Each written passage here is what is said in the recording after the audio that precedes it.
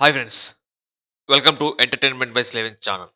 Note రద్దు తర్వాత అన్ని దేవాలయాల హుండీలు నిండిపోతున్నాయి. అందులో మనం గొప్పగా చెప్పుకోవాల్సింది మన తిరుపతి గురించి. తిరుమల శ్రీవారి హుండీ ఆదాయం భారీగా పెరిగిపోయింది.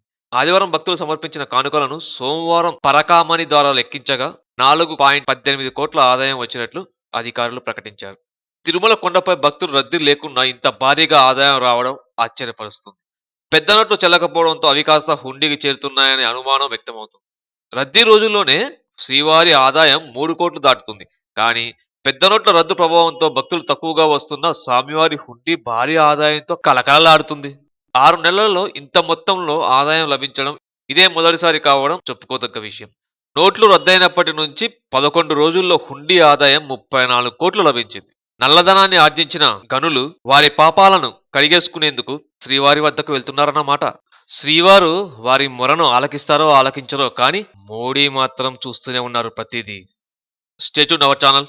జై భారత్, జై హింద్.